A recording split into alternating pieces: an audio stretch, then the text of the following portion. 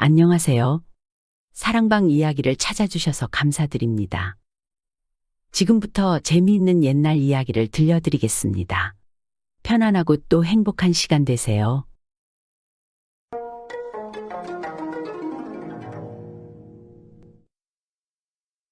사흘 만에 아내가 셋. 옛날 충청도에 사는 임도령의 이야기이다. 그는 임경업 장군의 후손으로 지금은 혼인을 하기 위해 아버지와 함께 밀양으로 가는 중이었다. 충청도에서 밀양까지 가까운 길이 아니었기에 여러 날이 걸리게 되었고 어느 주막에서 하룻밤을 머물게 되었다. 임도령의 가문은 유력한 양반 가문이다 보니 부자지간이라도 아버지와 각자 방을 따로 묵게 되었다. 그날 저녁 임도령은 잠을 자려 누웠지만 쉽사리 잠에 들지는 못하고 있었다. 밤도 제법 어두운데 갑자기 방문이 슥 열리더니 어떤 처녀가 안으로 들어오는 것이었다. 임도령은 순간 겁이 덜컥 들었다. 누구냐? 사람이냐 귀신이냐? 어서 말해라. 처녀는 살며시 앉더니 인사를 올리는 것이었다. 저는 이 주막집 여시기옵니다. 대체 이 밤중에 어쩐 일이냐? 저는 올해 19이 되었고 이 주막에서 일을 하며 많은 사람들을 보았습니다. 그러나 도령님 같은 인물은 처음 봤습니다. 저를 첩으로 삼아 주십시오. 그게 대체 무슨 말이냐? 나는 혼인하기 위해 먼 길을 가는 중이었다. 아직 첫날 밤도 치르지 않았는데 첩부터 드리란 말이냐?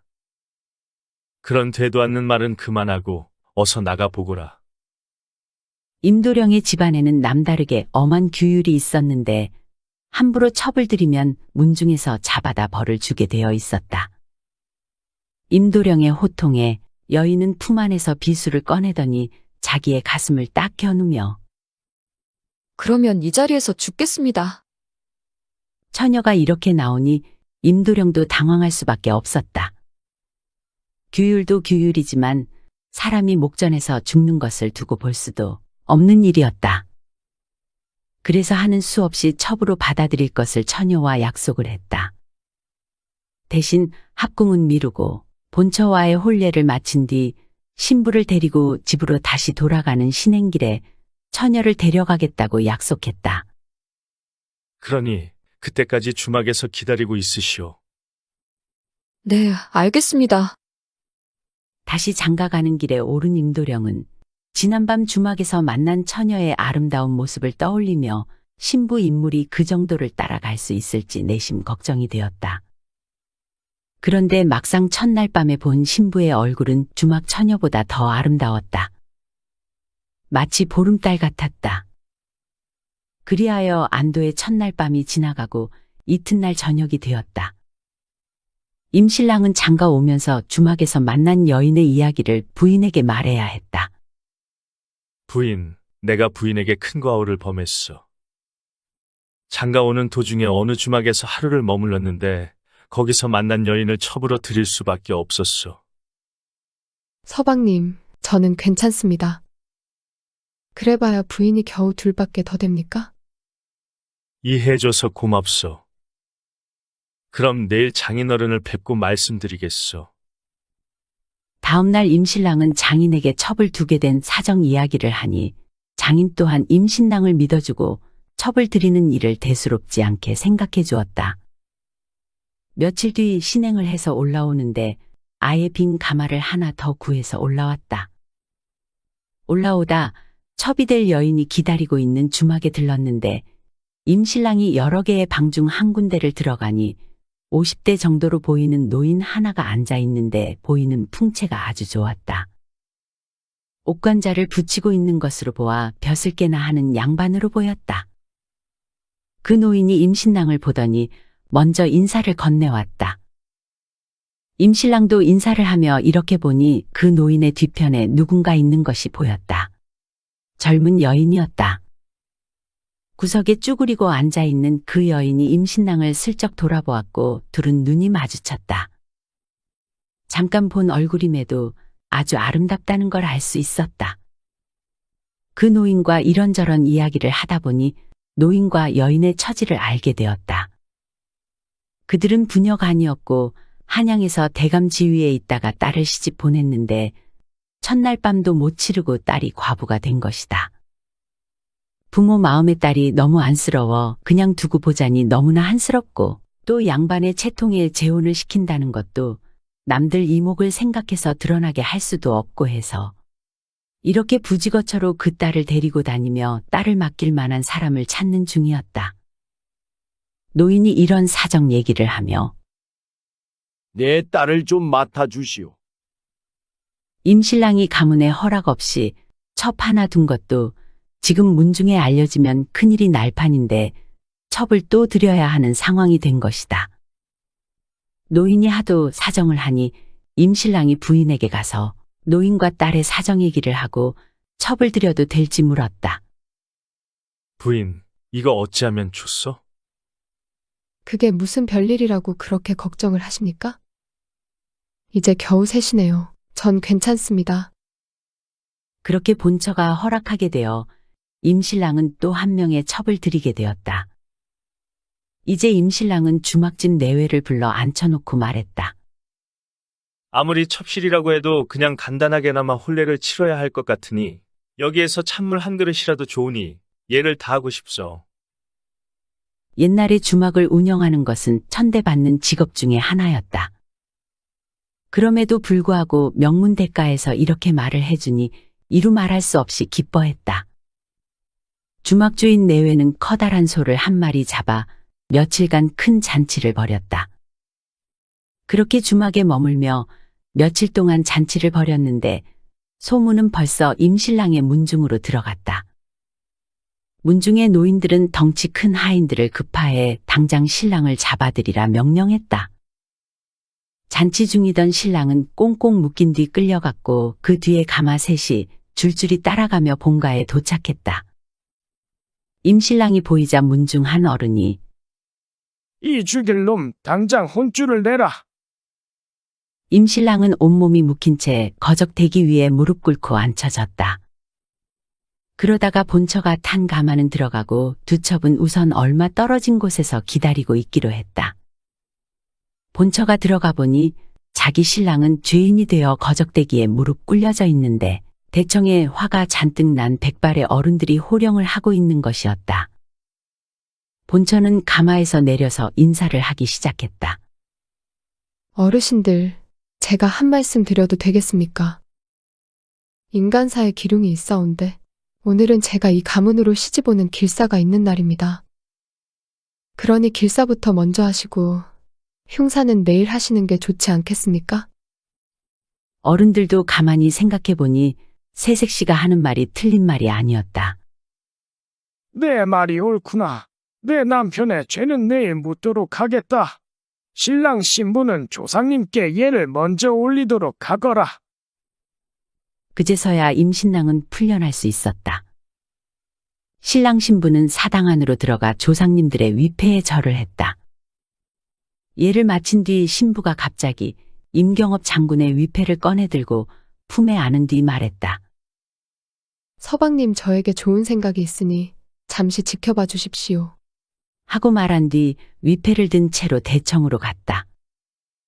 대청에는 문중의 어른들이 신랑 신부의 예를 받기 위해 기다리고 있었다. 그들의 시선은 자연스레 신부가 들고 있는 조상님의 위패에 모아졌다. 제가 이 할아버님 대신 말씀을 전하겠습니다. 잘 들어주십시오. 그러더니 갑자기 다른 사람이 된 양 말하는 것이었다. 여봐라. 내 들으니 우리 문중의 기문록이라는 법령책을 가져다 법령을 만들어서 옳고 그름을 판단한다고 하는데 그 책대로 하다 보면 자손이 귀해질 것이다. 원래 이 법은 내가 내놓은 법도 아니고 더구나 세상이 바뀌는데 이대로만 하고 있을 것이냐? 그러니 오늘부터 이 법은 없애겠다. 그 책 석 가지고 오너라. 이렇게 호령을 하자 지켜보던 문중 사람들은 조상님의 신주 앞이라 감히 함부로 입을 뗄 수 없었고 누군가가 기물록을 가지고 오니 새색시는 불로 태워버렸다. 초반에는 이런 저런 말들도 많았지만 시간이 흐르면서 기본이 되는 책자를 태워 없애버렸으니 더 이상 누구도 첩에 대해서 문제 삼지 않았다. 그렇게 세 부인 모두는 무사히 집안에 들어올 수 있었고 임신랑도 더 이상 죄인이 되지 않았다. 시간은 흘러 세 여인들은 거의 비슷한 시기에 아이를 가졌고 낳아보니 신기하게도 모두 아들이었다. 그렇게 갓난아이 셋을 동시에 키우게 되었다. 그러나 호사다마라고 했던가 마을에 홍역이 돌아 새 아이가 홍역도 같이 걸리게 되었다. 정실 부인은 의원의 권고가 있었다며 아이들을 사람들과 최대한 격리시킨다는 목적으로 둘째 부인과 셋째 부인에게 친정에 갔다가 반년 후에 돌아올 것을 당부했다. 이제 갓난 아이를 품에서 떼어놓고 싶은 어미가 어디 있을까? 그러나 정실 부인이 그동안 워낙 덕 있게 행동하였기에 믿음이 컸다. 그래서 아이들을 위한 것이라 생각하고 둘째 부인과 셋째 부인은 시키는 대로 할 수밖에 없었다. 반년이 지났다. 그리고 부인들이 돌아왔다. 당연히도 부인들은 자식부터 찾았다. 그러나 워낙 같은 시기에 태어났고 한 남편 아래서 그 부인들이 모두 절세미인들이라 아이들의 생김새가 비슷비슷하여 누가 누구 아이인지 구별할 수가 없었다. 할 수 없이 둘째와 셋째 부인은 모든 아이들을 자신의 자식처럼 돌볼 수밖에 없었다. 물론 반년간 새 아이를 보살핀 정실 부인은 알고 있었다. 자네들의 아들이 어디 가지 않았네.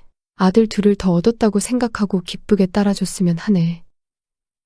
조선시대에는 적자와 서자의 차별이 심하여 많은 갈등이 있었으나 정실 부인이 그런 갈등이 일어나지 않도록 애초에 해결한 것이니 정말 대단한 인품과 지혜라 아니 할 수 없겠다.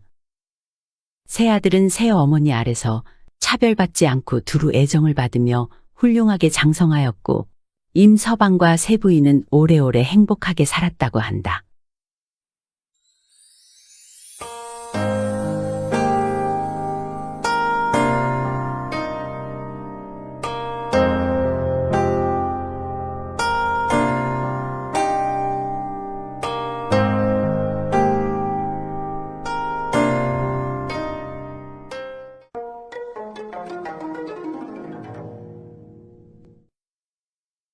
바꿔치기 혼인.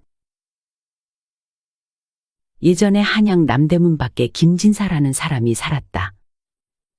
그의 아들 김도령은 나이가 이제 약관이 되었고 글재주가 뛰어나 평소 책을 읽는 것을 습관처럼 했고 서당에서 아이들에게 글을 가르치는 일도 하였다. 그날도 김도령은 제 방에서 서책을 읽고 있었는데 문득 난 책만 읽었지. 너무 세상 경험이 없는 것이 아닐까? 뭔가 새로운 것을 해보고 싶구나. 또 어디든 다녀오고 싶기도 했고 장가가 들고 싶기도 했다. 김도령은 답답한 마음에 대문 앞에 나가 보았다. 그런데 마침 이리저리 돌아다니면서 물건을 파느라 자신의 집에도 자주 들락거렸던 도부장수가 지나가는 것이 보였다. 김도령이 먼저 인사를 건넸다. 오랜만이네. 잘 지냈는가? 안녕하십니까? 도련님은 언제 뵈어도 정말 인물이 훤하십니다. 하하하, 그런가? 그럼 어디 잘난 내게 어울리는 색시감 없겠는가? 색시감이요? 도부장수는 김도령 얼굴을 가만히 보더니 갑자기 생각이 떠오른 듯 아, 있지요. 그런가? 어디 있는가? 저기 충청도 모수골이라 하는 곳에 가면 이진사댁 따님 수연아 씨가 참 절세미인으로 잘나셨지요. 정말 한떨기 연꽃같이 고우시지요. 이제 보니 도련님과 엄청 잘 어울리실 것 같네요. 아주 천생배필이겠어요. 어딘가에 자신과 잘 어울리는 절세미인이 있다는 소리를 들으니 마음은 더욱 싱숭생숭해지고 글은 눈에 들어오지 않았다. 이진사의 딸 수연 낭자를 한번 봐야 직성이 풀릴 것 같았던 김도령은 부모에게 잠시 여행을 떠나겠다고 말을 했으나 허락을 받지 못했고 결국은 호기심을 참지 못하고 어느 날 새벽 수중에 돈 몇 푼만 가지고 집을 나와 충청도의 이진사 집을 찾아 나섰다. 김도령은 근 500리기를 물어 걸어서 보름쯤 뒤 해질 무렵에 이진사 집에 다다를 수 있었다. 대문 밖에서 집안을 잠시 살펴보니 이진사의 아들이 대청마루에서 글을 읽고 있었다.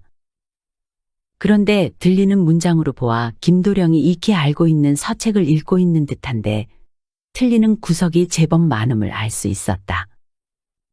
김도령은 이진사 집 청지기에게 이진사의 아들과 잠시 학문을 논하겠다 말하고 집 안으로 들어갔다. 김도령은 이진사의 아들에게 가말했다.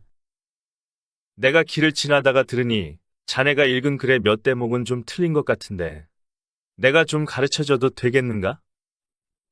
김도령은 그동안 서당에서 아이들을 가르치던 실력으로 잘 이해할 수 있도록 속시원히 가르쳐 주었다. 마침 이도령도 긴가민가 했던 대목을 김도령이 이건 이렇고 저건 저렇다고 요목조목 알려주니 이도령도 귀가 번뜩 뜨였다. 이도령은 말했다. 참 감사합니다. 저는 글 공부가 참 어렵더라고요. 혹여 시간이 있으시면 저희 집에 머무시면서 글을 좀 가르쳐 주실 수 있으십니까? 이도령이 붙더니 김도령은 못 이기는 척 며칠 머물러 가겠다고 했다. 출타 중인 이진사가 귀가하자 이도령은 김도령의 이야기를 하며 글선생으로 들여달라고 하였다. 그러냐? 그럼 좀 만나봐야겠구나. 김도령을 이리 데리고 오너라. 김도령이 이진사의 처소로 불려오자 이진사가 이런저런 것을 물어보는데 사는 곳은 어디인고? 한양에 사는 김진사의 아들이옵니다. 좀 더 듣고 보니 김진사와 이진사는 오래전부터 아는 친구가 아니었다. 친구의 아들이라 하니 더 이상 물을 것도 없이 김도령은 그날부터 이도령의 글 선생이 되었다. 며칠이 지나고 이도령의 글 선생으로 지낸 지 벌써 열흘이 넘었는데 아직 이수연 낭자의 얼굴을 보지 못하고 있었다. 그런데 뜬금없이 이도령이 말했다. 선생님, 저 우리 누이 한번 보시렵니까? 얼굴이 참 잘났습니다. 우리 누이지만 참 대단한 미인입니다. 남녀가 유별한데 어찌 그러겠느냐? 김도령은 속으로는 잔뜩 보고 싶었지만 겉으로는 그런 소리 하지 말라 하며 마음에 없는 사양을 하니 그러지 마시고 구경 한번 하시지요. 하며 계속 권하였고 김도령은 못 이기는 척하며 받아들였다. 오냐, 그러마 어찌해야 하느냐? 내일 아침에 제 새순물을 데워서 가져다 달라고 누이에게 부탁할 테니 그때 문구멍을 뚫어 내다보십시오. 그리고는 그날 저녁 이도령은 별당에 있는 누이에게 가서 말했다. 누이, 내가 어떤 점쟁이한테 들었는데 말이야. 과거 시험 합격하려면 뜨뜻하게 데워준 물을 누이가 갖다 줘서 그것으로 세수를 해야 한다더라고. 그러니 내일 아침에 새순물 좀 데워서 가져다 주면 안 될까? 뭐라고? 참 별일이다. 어떤 돌팔이 점쟁이가 그러든? 아이, 진짜라니까. 누이 때문에 내가 과거 시험 떨어지면 책임질 거야? 오냐, 알았다. 그것 해줘서 네가 과거 시험 합격할 것 같으면 얼마든지 해주마. 내일 아침에 물 데워서 대령하마. 꼭 약속해야 한다. 하고 이도령은 수연 낭자의 방을 나섰다. 다음 날이 되었다. 수연 낭자를 보겠다고 집을 무작정 뛰쳐나온 지 거의 한 달이 되어서야 김도령은 드디어 수연 낭자를 볼 수 있었다. 비록 문구멍을 통해서였지만 수연 낭자는 참으로 아름다웠고 그동안의 여정을 모두 보상받는 느낌이었다. 한편 이진사는 김진사에게 편지를 했다. 자네 아들이 지금 우리 집에 와 있으니 안심하라는 내용이었다. 김진사는 편지를 받고 아들을 데리러 왔다. 김도령은 수연 낭자를 단 한 번 보고 말 한마디 붙여보지 못한 채 아버지를 따라 다시 한양으로 올라가야 했다. 집으로 돌아간 김도령은 며칠을 시름시름 앓다가 결국 몸져눕고 말았다. 상사병이 난 것이었다. 좋다는 약을 모두 구해 먹여도 병에는 차도가 없었다. 하다 못해 김진사가 물었다. 도대체 뭐 때문에 그러는 것이냐? 무슨 말을 하든 다 원하는 대로 들어줄 참이니 속내를 꺼내보거라. 충청도 모습골 이진사 딸에게 장가들고 싶습니다. 뭐라? 정말 그것 때문에 병이 난 것이냐? 그러면 걱정 말거라. 내가 가서 혼인을 약속해 올 테니 그리 알거라. 김진사는 급히 이진사의 집으로 갔다. 그리고 그간의 사정을 이야기하니 김도령의 사람됨을 아는 이진사의 입장에서는 거절할 이유가 없었다. 그래서 그날로 서로 혼인을 약속하고 날을 받았다. 그리고 혼례는 3월 보름날 올리기로 했다. 날을 받아서 김진사가 집으로 돌아오니 그때부터 김도령의 병이 차차 낫는 것이었다. 한편 한양에 권찬판이란 사람이 꼽추 아들을 하나 두었는데 하루는 도붓장수를 불러 말했다. 김도령에게 수연 낭자 이야기를 한 바로 그 도붓장수였다. 어디든 좋은 처녀 있거든. 우리 아들 충신 좀 해주게. 성혼만 된다면 내가 자네 장사 미천을 대중세. 그 말에 도붓장수가 충청도 모숫골 이진사의 딸 수연 낭자의 이야기를 하니 권찬판은 돈 10량을 성금으로 주며 중신을 서달라 하였다. 도붓장수가 중신을 서기 위해 이 진사집에 도착해 보니 이미 수연 낭자는 한양의 김도령과 정혼을 했다는 것이었다. 권찬판 아들과 수연 낭자를 맺어주고 장사 미천을 받기로 했는데 다 틀린 노릇이었다. 그러나 도붓장수는 쉽게 포기할 수 없었다. 그래서 꾀를 내었다. 도붓장수가 물건을 팔며 이진사 부인에게 접근해 말했다. 아이고, 김진사 댁 아들도 좋기는 하지만은 하며 말을 줄였다. 이진사 부인은 당연히 그 말 끝이 궁금해질 수밖에 없었다. 하나밖에 없는 금지옥엽의 혼인이니 말이다. 이복의 자네, 어찌 말을 끝까지 안 하는가? 예, 말씀드리지요. 그 집 시어머니 때문에 시집가면 고생 많이 할 겁니다. 시어머니가 보통이 아니라는 소리를 많이 들었습니다.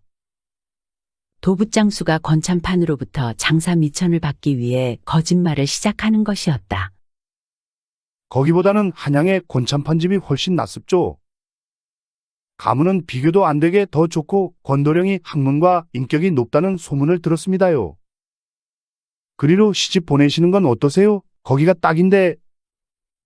도봇장수의 말에 홀딱 넘어간 이진사의 부인은 그날부터 이진사에게 김진사 가문과의 정혼을 물으자고 졸라댔다. 이진사가 퇴혼은 절대 안 되는 일이라고 허락하지 않으니 이진사 부인은 퇴혼 안 하면 나는 죽어버릴 참이니 그리 아시오. 그렇게 말하고는 방으로 들어가 문을 걸어 잠그고 식음을 전폐하며 나오지 않았다. 부인의 성화에 이진사는 하는 수 없이 퇴혼 편지를 써서 부인에게 주었다. 이진사 부인은 그 퇴혼 편지를 한양으로 간다는 어떤 장사꾼에게 주며 김진사 집에 전해주라 하였다. 그리고 곧바로 도붓장수의 도움을 받아 권찬판 집 권도령과 수연 낭자를 정혼시켰고 혼인 날짜를 역시 3월 보름날로 받았다. 그런데 퇴혼 편지를 전해야 할 장사꾼이 자기 장사하는데 정신이 빠져서 퇴혼 편지를 김진사 집에 전하지 않은 것이다. 한편 김도령은 혼인 날짜인 3월 보름날에 맞추어 장가를 들기 위해 신행길에 나섰다. 김도령 일행은 신부집을 얼마 안 남기고 주막에서 하루를 묵어가게 되었다. 그런데 일행들이 식사를 하면서 이런저런 얘기하는 것을 들은 주모가 하는 말이 아이고 얄궂어라. 그 집에 또 신행길을 가는 신랑이라니. 아니, 그게 무슨 소리요? 아니, 한양의 권찬판 집 내 아드님이 그 집에 신행길을 간다면서 어제 여기서 묵고 갔는데 또 그 집에 신행을 가신다고 하니 이상해서 그럽니다. 김진사가 가만히 듣다 보니 보통 일이 아니었다. 큰일 난 것이었다. 체면을 중시한 김진사는 안 되겠다. 그만 한양으로 올라가자. 안 됩니다. 절대 그럴 수 없습니다. 김도령은 포기할 수 없었다. 그때 마침 누가 말을 타고 주막 안으로 들어오는데 가만 보니 자신에게 글 공부를 배웠던 이진사 아들 이도령이었다. 이보게, 이게 다 어찌 된 일인가? 권참판 아들이 장가들러 자네 집으로 신행길을 갔다고 하는데 말이네. 네? 전 아는 바가 없습니다. 저도 집을 한동안 떠났다가 다시 돌아가는 길이라 처음 듣는 얘기입니다. 사실 이도령은 김도령이 한양으로 간 후 가까운 절로 공부를 하러 떠났다가 누이의 혼인 날짜에 맞추어 집으로 돌아가는 길이었다.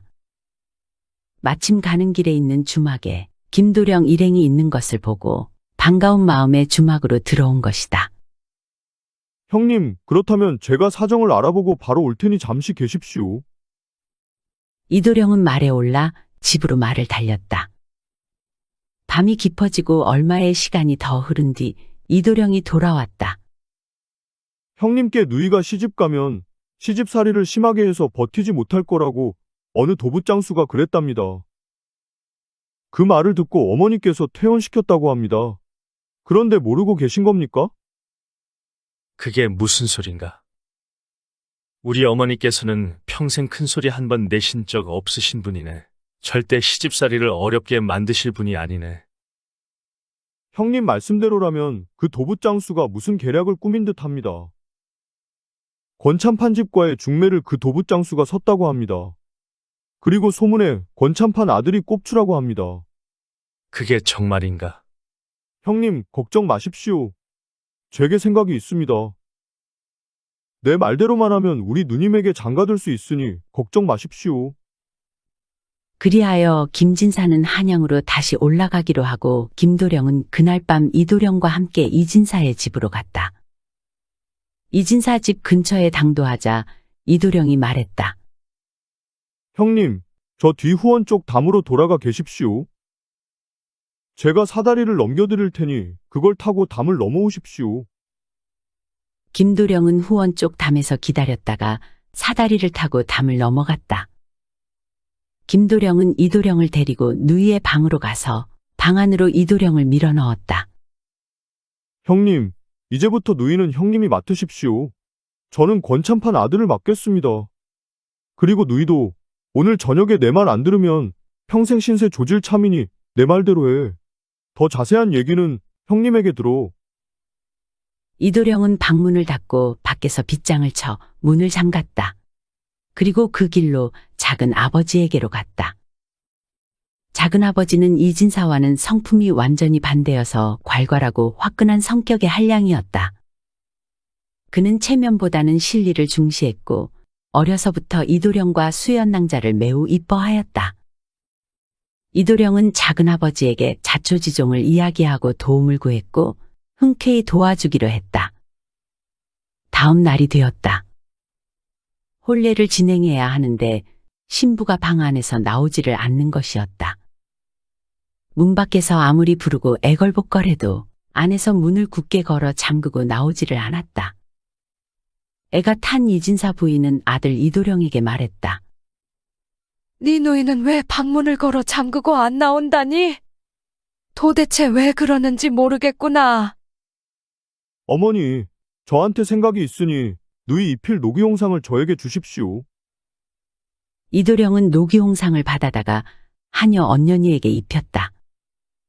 언년이는 외모가 꽤 이쁘고 어려서 부모를 잃고 이진사 내에서 종 노릇을 하던 하녀였다.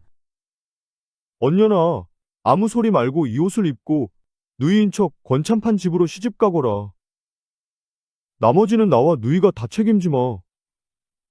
도련님 무섭습니다. 정말 그래도 되는 것입니까?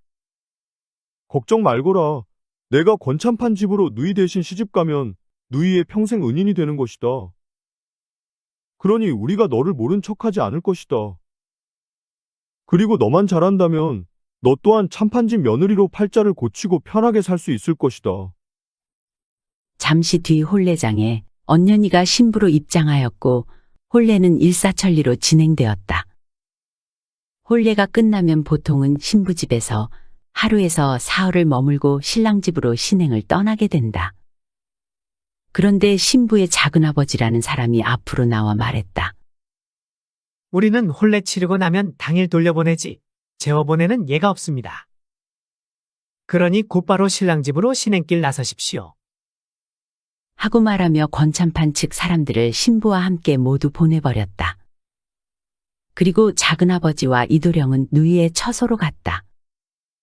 이도령이 밖에서 부르니 그제야 김도령과 수연낭자가 빗장을 열고 밖으로 나오는데 하룻밤에 만리 장성이라도 쌓았는지 수연낭자도 김도령을 많이 좋아하는 눈치였다.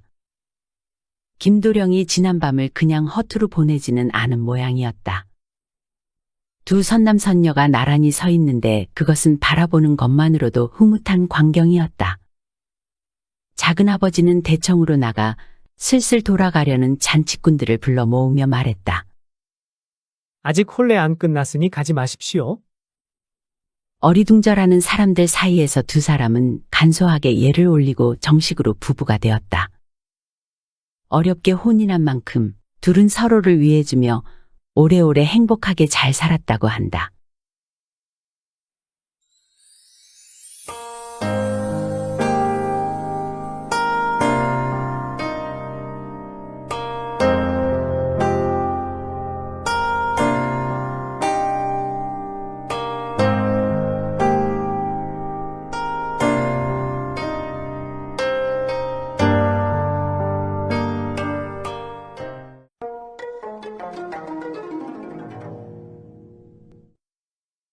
부인, 제발 나 좀 살려주시오. 옛날 전라도 어느 곳에 이씨 성의 한 선비가 살고 있었다. 그는 젊고 성품이 어지럽으며 무엇보다 뛰어난 학식으로 인근에서는 평판이 자자했다. 하지만 팔자에 시험운이 없던 것인지 이상하게도 과거 시험만 보면 매번 낙방했다. 그리고 또다시 과거 시험이 다가오고 있었다. 나이는 점점 들지 아직 장가도 못 갔지. 이선비는 겉으로는 내색하지 않았지만 사실 좀 초조해하고 있었다. 이선비는 마음의 위안이라도 삼을까 싶어 평림 복장으로 변복을 하고 어느 용하다는 관상쟁이를 찾아갔다. 관상쟁이는 이선비가 자리에 앉자마자 얼굴을 한번 쓱 보더니 대뜸 말했다. 이거 참 죄송한 말씀인데 선비님은 이번에 과거기를 나섰다가는 객살상입니다. 목숨이 아깝거든 절대로 과거 보러 가지 마십시오. 선비는 깜짝 놀랐다. 평림 복장을 입었는데 양반인 걸 알아보고 더구나 과거 이야기는 꺼내지도 않았는데 자신의 고민을 단번에 알아챈 것이다. 그게 무슨 소리요? 나는 반드시 과거를 보러 가야 하오. 죽을 걸 미리 안다면 살 방도도 미리 알 거 아니요. 무슨 방법이든 좋으니 알려주시오. 부탁이요. 이선비의 간곡한 부탁에 한참을 지그시 눈을 감고 있던 관상쟁이가 마침내 입을 열었다. 반드시 모월 모일 모시에 딱 맞춰서 한양으로 과거기를 떠나라고 하면서 그러면 사흘째 되는 날 어느 소복을 입은 여인을 만날 것입니다. 그 여인은 하늘이 정해준 인연입니다. 그러니 선비님이 만약 그 여인과 하룻밤 동침할 수 있다면 죽음을 면할 수 있을 것입니다. 물론 쉽지 않겠지요. 그렇지만 살고 싶다면 반드시 그대로 해야 합니다. 이선비는 관상쟁이가 말한 바로 그 날짜 그 시각에 한양으로 떠났다. 사흘째 되는 날이 왔다. 이선비는 하루 종일 긴장된 상태였고 어느 우물가에서 목이 말라 물을 마시고 있었다. 그러다 문득 고개를 들어 시선을 가까운 둔덕 위로 향하니 어느 소복 입은 여인이 서 있었다. 희고 고운 얼굴에 조금 큰 듯한 키, 전반적으로 시원시원한 인상의 미인이었다. 그녀는 이선비의 시선을 느낀 듯 잠시 이선비 쪽을 바라보더니 이내 몸을 돌려 가버렸다. 관상쟁이가 말한 여인이 분명했다. 저 여인과 어찌해야 하룻밤을 보낼 수 있단 말인가? 이선비는 속으로 걱정하며 무작정 그 여인을 따라갔다. 여인은 어느 집 대문 안으로 들어갔다. 이선비가 길가에서 집안을 기웃거리니 집안에서 어느 백발노인이 나타났다. 집주인이 마침 마당을 거닐다 이선비를 본 것이다. 계시오? 이선비는 허리를 깊숙이 숙여 인사를 올리고 말했다. 과거 보러 가는 길인데 노자가 넉넉지 못하여 하룻밤 묵어갈 집을 찾고 있습니다. 그러시구려. 불편해하지 말고 들어오시오. 우리 집 식솔은 나랑 며느라기밖에 없으니 조용히 쉬다 가실 수 있을 거요. 노인은 흔쾌히 허락하고는 하인을 불러 이선비에게 사랑채의 방을 내주고 저녁밥을 대접하게 했다. 이선비가 저녁을 먹고 집안을 가볍게 둘러보는데 안채로 가는 문은 굳게 닫혀 있었고 안채를 두른 담 또한 매우 높았다. 아까의 소복 여인과 어찌하면 동침을 할 수 있을지 아무리 궁리해 보아도 묘책이 떠오르지 않았다. 고민 또 고민하다가 밤이 가고 어느새 다음 날이 밝았다. 이대로 이 집에서 나가면 그 소복 여인과의 동침은 아예 불가능할 것 같아서 일단은 동침을 할 때까지 이 집에 머물러야 했다. 이선비는 몸이 아프다는 핑계를 대고 해가 높이 떠도 자리에서 일어나질 않았다. 조금 있으니 집주인 노인이 이선비의 병세를 살피러 왔다. 끙끙 앓는 소리를 내는 이선비를 보고 노인이 말했다. 부담스러워하지 말고 며칠 머물면서 병이 나은 뒤에 가도록 하시오. 이선비는 더 머물 수 있게 되어 다행이라고 여겼다. 하지만 하루 해가 저물도록 고민해도 안채의 담을 넘을 계책을 마련하지 못했다. 그날도 안채로 들어가는 출입문은 날이 어두워지자 아주 단단하게 잠겼다. 이선비는 저녁밥을 먹고 밤이 깊어지자 방에서 나와 다시 안채로 들어갈 방도를 찾기 시작했다. 그러다가 구석진 곳 담장 아래서 겨우 사람 몸 하나 들어갈 만한 구멍을 발견했다. 그것은 바로 안채와 연결되는 구멍이었다. 가슴이 두근두근 뛰기 시작했다. 이선비는 그 구멍을 통해 안채에 도달해 몸을 낮추고 주변을 살폈다. 왼쪽 방에는 등잔불이 환하게 켜져 있고 부인의 책 읽는 소리가 낭낭하게 들려왔다. 반면 오른쪽 방에도 불은 밝혀져 있었지만 사람 기척이 없었다. 그래서 살그머니 오른쪽 방으로 가서 손가락에 침을 묻혀 구멍을 내고는 안을 들여다보았다. 방바닥에 이불과 요가 깔려 있을 뿐이었다. 분명 그곳이 여인의 침소인 것 같아 살며시 방문을 열고 들어갔다. 이선비는 등잔불을 끄고는 방 한쪽 구석에 몸을 숨겼다. 그렇게 한참을 기다렸다. 한동안 이어지던 책 읽는 소리가 그치더니 여인이 방문을 열고 들어왔다. 어째 등잔불이 꺼져 있는 거지? 이상하네. 잠시 생각하던 여인은 대수롭지 않은 듯 겉옷을 벗고 이불 속으로 들어가 잠을 청했다.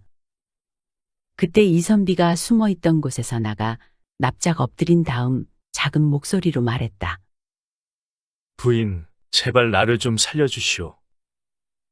난데없는 임기척과 갑작스러운 목소리에 여인은 깜짝 놀라면서 반사적으로 몸을 일으켜 이불을 끌어안고 웅크렸다. 어머나, 부인, 제발 나를 좀 살려주시오. 여인은 겁에 질린 목소리로 물었다. 대체 누구십니까?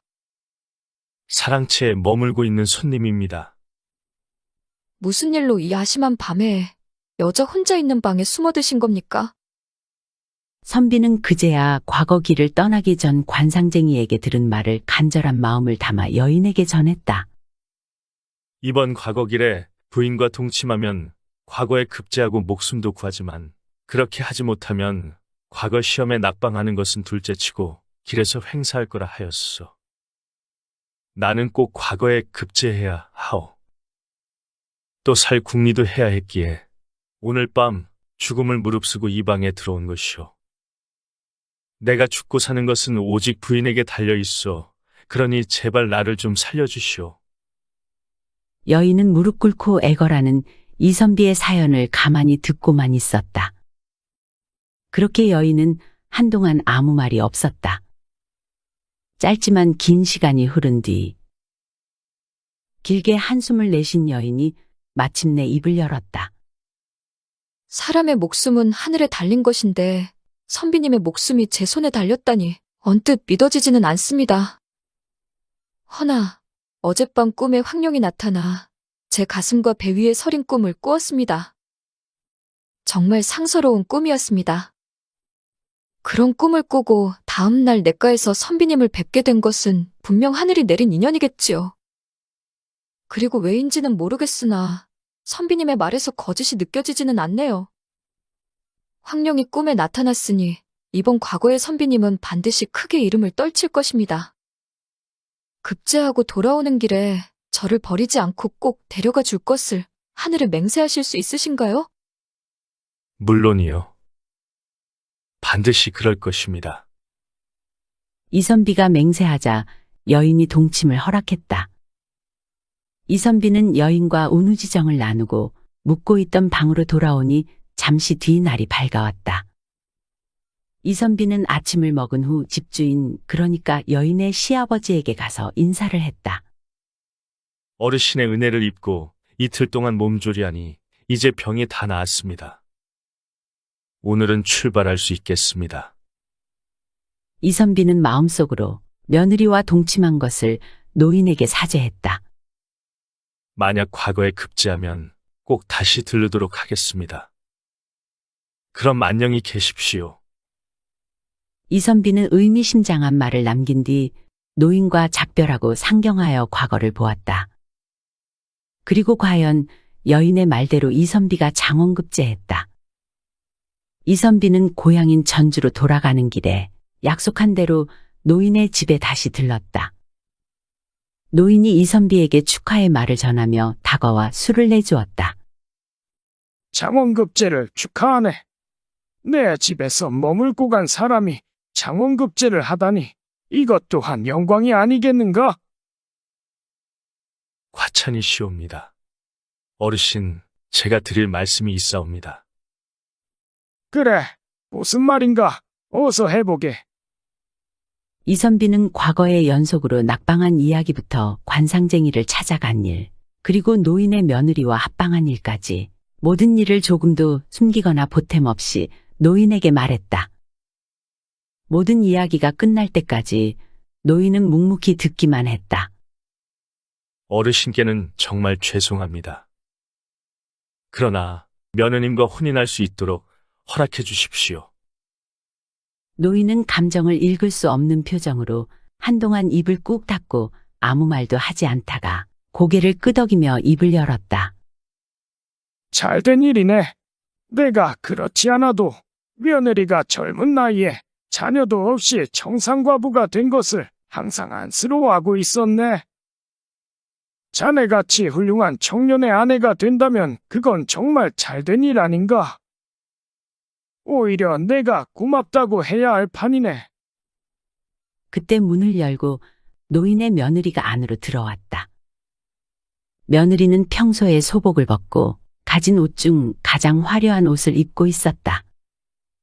며느리는 시아버지에게 큰절을 하고는 아버님을 며느리로서 평생 봉양하며 살고자 하였으나 하늘이 내려준 것이라 생각되는 인연을 만나 재혼을 결심하게 되었습니다. 이 못난 며느리를 용서해 주십시오. 그래, 사연은 이선비에게 들었다. 잘 생각했다. 잘 생각했어. 나도 이제 네 눈치 안 보고 새장가 가야겠다. 네, 걱정 말고 잘 살아라. 아버님, 죄송하고 감사드립니다. 만수무강하십시오. 어르신, 가끔 안부 여쭙도록 하겠습니다.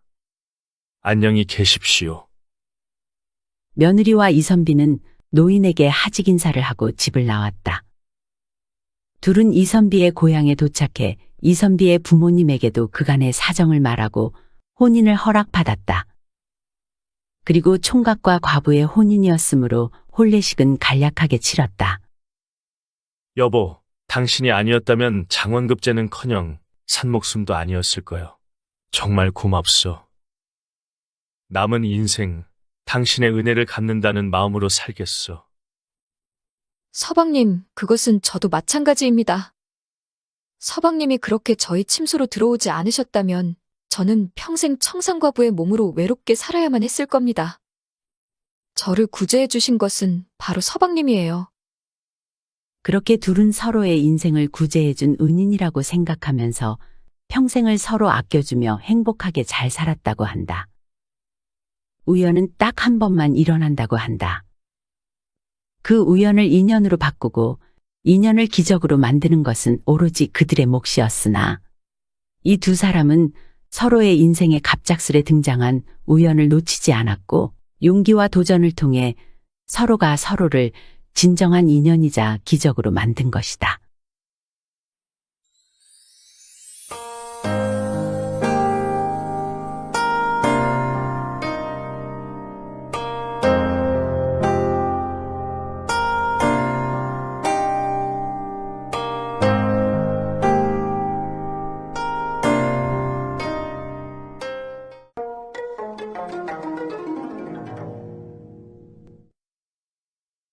머슴들의 사랑방 이야기.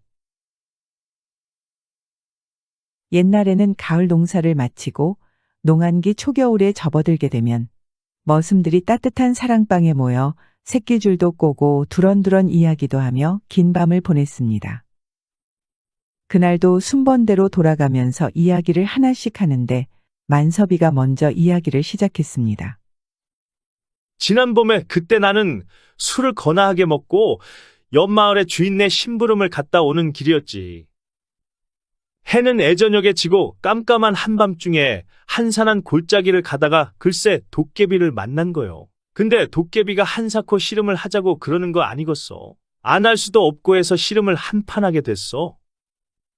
근데 내가 예전에 들은 말이 있었거든. 도깨비하고 씨름을 하면은 왼발 거리를 해야 이기지 오른발 거리를 하면 기어코 진다는 거야.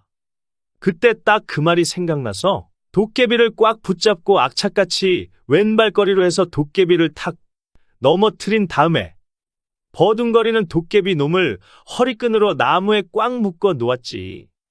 그렇게 하고 집으로 돌아와서 다음날 아침에 다시 가보니까 글쎄 나무에 묶여있는 게 도깨비가 아니라 부엌에서 쓰는 부지깽이였더라고. 지금 생각해도 그놈이 진짜 도깨비였는지 내가 술 취해서 그랬는지 알 수가 없다니까. 술을 엄청 먹었나 보구만. 근데 내가 어디서 들었는데 도깨비는 백말피랑 금주를 제일 싫어한다더라. 만섭이 너 술 좀 줄여야겠다. 그러다 제명에 못 간다. 이봐들 그럼 내 얘기도 좀 들어봐. 하며 연복이가 이야기를 이어갔습니다. 나도 지난 봄에 말이오. 주인 심부름으로 어두운 밤에 깊은 산속 고개를 넘어가는 중이었는데 말이오. 갑자기 거기에서 키가 하늘을 닿을 만큼 이렇게 키가 커다란 귀신이 나와서 하늘에 머리가 쑥 닿고 또 닿고 이러는 거야. 놀라서 혼비백산에서 허둥지둥 그냥 돌아와서 주인한테 그 얘기를 했더니 어디가 그럴 리가 있냐 한번 가보자 해서 주인이랑 주인네 식구들이랑 같이 그 하늘에 머리 닿는 귀신 만난 자리를 가서 보니까 글쎄 불이 타다 안 꺼지고 남은 연기가 희끄무레하게 하늘로 올라가는 것을 착각을 해가지고 밤이라서 그게 그렇게 귀신으로 보였던 거요. 진짜 가슴이 처얼렁했었구만. 이놈이 보기보다 겁이 많네. 기가 허한가 봐. 밥 좀 많이 먹어라. 얘기를 듣고 난 후 영배가 이야기를 이어갔습니다. 나는 여기서 살기 전에 저 아랫 동네에서 내가 머슴을 살았는데 말야. 그 집이 어떤 집이냐면 집주인은 좀 맹한 사람이었고 닭을 수십 마리를 키우는 집이었거든. 그런데 주인이 하도 아끼고 인색해서 닭을 잡아 먹을 줄도 모르고 남한테 잡아줄 줄도 모르는 양반이었어. 또 설령 명절에 닭 몇 마리를 잡아도 머슴한테는 조금도 주지도 않고 그래서 어찌나 속이 상했든지 내가 한 번은 주인네 몰래 닭 한 마리를 잡아갖고 여물솥에다 푹 삶아서 그냥 몰래 먹은 적이 있었어. 근데 주인이 매일 밤 닭의 마릿수를 세었던 것인지 주인이 나한테 하는 소리가 내 이놈 네가 내 닭 잡아먹었지? 하고 나한테 그렇게 추궁하는 거야. 이놈의 것 발뺌을 할까 하다가 양심의 가책도 되고 해서 할 수 없이 자백을 하고 혼 좀 나고 다시는 그런 일이 없도록 하라고 주의를 받고 말았는데 말이야. 그 뒤로 가만히 생각해보니까 이 맹한 사람이 어떻게 귀신같이 닭마리 술을 헤아리나 궁금한 거야. 그래서 몰래 지켜봤더니 하나, 둘, 셋 이렇게 닭을 세는 것이 아니라 한 쌍, 한 쌍 해서 이렇게 짝이 맞으면 주인이 맞은 걸로 한다는 걸 내가 알아낸 거지. 그 후로는 내가 닭이 먹고 싶어 몰래 잡아먹을 때는 꼭 한 쌍씩, 그러니까 2마리씩 잡아먹은 거야. 그랬더니 주인이 그 닭 절반이 없어져도 없어진 줄도 모르고 짝만 맞으면 괜찮은 거라고만 생각을 해서 막판엔 거의 잡아먹어 버렸지. 대단하다. 그때 알고 지냈으면 백숙 좀 얻어먹을 수 있었을걸. 끝까지 안 걸렸냐? 안 걸렸지. 좀 맹했다고 했잖여. 이번에는 응삼이가 이야기를 꺼냈습니다. 니들 혹시 저 아랫마을에 그 좀 모자란 놈 하나 있는 거 알아? 그 놈이 그 동네 주막하는 과부한테 장가들었다고 소문이 난 거요. 내가 그 얘기 듣고 그 모질이한테 어떻게 된 건지 물어봤는데 말이오. 그 놈이 맨날 주막에 가서 술도 안 마시고 돈만 내고 오니까 주모가 불쌍했던지 하루는 방으로 부르더래. 그러더니 왜 아직 장가를 안 가냐고, 장가 가면 첫날 밤에 색시한테 어떻게 해야 하는 줄은 아느냐 하고 물어보더래. 그래서 이 모질이가 당연히 모른다고 했더니, 아 글쎄 그 주모가 알려준다면서 그 모자란 놈을 말로 가르치다가 답답하니까 몸으로 좀 알려주다가 그만 합방을 해버렸대. 그 길로 그냥 둘이 같이 살기로 했다는 거요. 참 부럽다. 부럽네. 부럽구만. 야야, 오늘 밤에는 이야기만 하고 끝날 것이 아니라 밤도 야심하고 출출하기도 하니까 우리가 내기를 해서 진 사람들이 오늘 밤참을 푸짐하게 사기로 하고 이긴 사람은 얻어먹기로 하는 거 어떠냐? 이렇게 해서 머슴들이 내기를 하기로 하였습니다. 여기 사랑방에서 윗마을로 가다 보면 윗마을 초입에 큰 기와집으로 된 폐가가 있는데 거기서는 매일 귀신이랑 도깨비가 나온다는 얘기가 많이 나돌고 있으니 그 집에 가서 마루에 칼 하나를 꽂아놓고 올 수 있는 사람이 있으면 그 사람이 이긴 거고 못하는 사람은 진 걸로 하자는 것이었습니다. 내기를 정하긴 했으나 먼저 나서려는 사람이 없어서 서로 눈치를 보는 중에 연복이가 말했습니다. 그러면 내가 가서 마루에다가 칼을 꽂아놓고 올게. 금방 다녀올 테니 너희들은 밤참이나 준비하도록 해라. 연복이는 부엌에 가서 식칼 하나를 가지고 한참을 걸어 폐가에 도착했습니다. 문을 열고 들어가려니 마음이 두렵기는 하지만 여러 머슴 앞에서 장담을 하고 나온 마당에 약해져가는 마음을 다잡고 폐가의 마루 앞까지 왔습니다. 들고 온 칼을 마루에 콱 찍어놓고 급히 돌아서는데 바로 그 순간 뒤에서 누가 옷을 잡고 놓아주지 않았습니다. 모골이 송연해지고 숨이 턱 막혔습니다.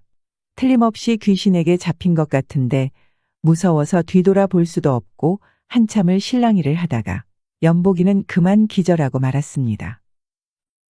한편 머슴들이 모인 사랑방에서는 아무리 기다려봐도 내기하러 간 사람이 돌아오질 않으니 이상하다. 이것이 틀림없이 귀신한테 홀렸거나 도깨비를 만나서 봉변을 당한 거 아니오? 이렇게 생각을 하고 머슴들이 다 같이 폐가에 가보았습니다. 가서 불을 밝혀놓고 보니 귀신한테 잡혀있는 것이 아니라 마루에다가 꽂은 칼에 자기 옷자락이 함께 찍혔던 거였습니다. 연복이는 귀신에게 잡힌 줄 알고 도망가려 용을 쓰다 실신해 버린 것이었습니다. 그래서 머슴들은 다급하게 연복이의 얼굴에 찬물을 끼얹고 잠시 후 정신이 돌아오자 집으로 돌아가서 또 그 이야기 꽃을 피우며 밤참을 나눠 먹고 긴 겨울밤을 보냈다는 이야기입니다. 딱히 볼거리도 없고 즐길거리도 없던 옛날 시절에는 이야기가 우리의 시간과 마음을 달래주는 큰 역할을 했었나 봅니다. 연복이가 폐가에서 실신했던 일은 또 다른 사랑방에서 더 무섭고 더 재밌는 이야기로 전해질 것 같네요.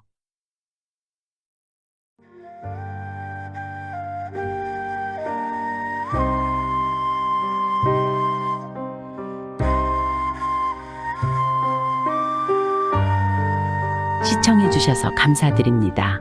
지금까지 사랑방 이야기였습니다. 항상 건강하시고 행복하시고 만사형통하시고 평안하시고 꽃길만 걸으시고 좋은 일들만 가득하시기 바랍니다. 마지막으로 구독, 좋아요도 눌러주세요.